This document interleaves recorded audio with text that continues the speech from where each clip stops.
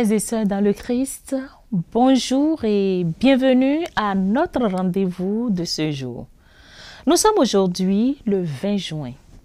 L'Église fait mémoire de Saint Silvère. Silvère succéda au pape Agapet l'an 536 à une époque fort difficile où l'Église était troublée par les intrigues et les hérésies. À voir la manière dont s'était faite l'élection de Silvère, favorisée, imposée même par Théodate, roi de Goth, on eût pu craindre que le nouvel élu ne répondît pas à la sainteté de la mission. Mais il en fut tout autrement.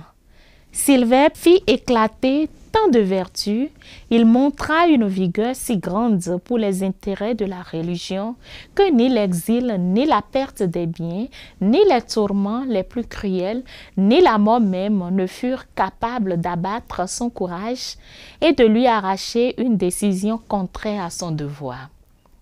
L'impératrice de Constantinople, Théodora, ayant voulu obtenir de lui le rétablissement sur le siège patriarcal de cette ville d'un hérétique déposé par le pape, son prédécesseur, Silvère lui déclara qu'il ne le pouvait pas.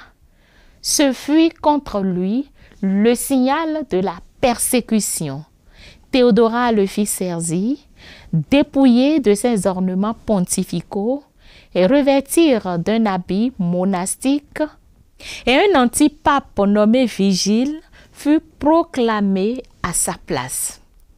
Silvère, envoyé en exil à Patare en Asie, fut sans doute attristé de la grave situation de l'Église, mais d'autre part, il eut une joie extrême de souffrir pour la défense de la foi et il semblait personnellement aussi heureux dans les épreuves de l'exil que dans les gloires du pontificat.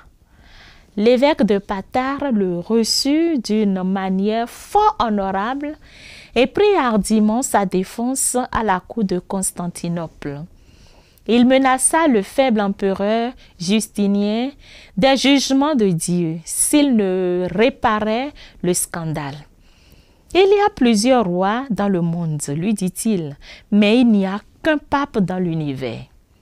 Ces paroles, dans la bouche d'un évêque d'Orient, montrent bien que la suprématie du siège de Rome était reconnue partout. Justinien, trompé jusqu'alors, se rendit aux observations de l'évêque et peu après, malgré l'impératrice, Silvère revint en Italie, mais bientôt de nouvelles intrigues le conduisirent dans l'île déserte de Pontia, où il subit un second exil plus rigoureux que le premier. Au bout d'un an, ce bon pape mourut de faim et des autres misères de l'exil. Que l'endurance dans les épreuves de foi, telles que Saint Silvère en a fait preuve, nous inspire sur nos chemins de foi. Amen. Saint Silvère, priez pour nous. Bonne fête à vous tous qui fêtez un événement heureux en ce jour. On se retrouve demain par la grâce de Dieu. Au revoir.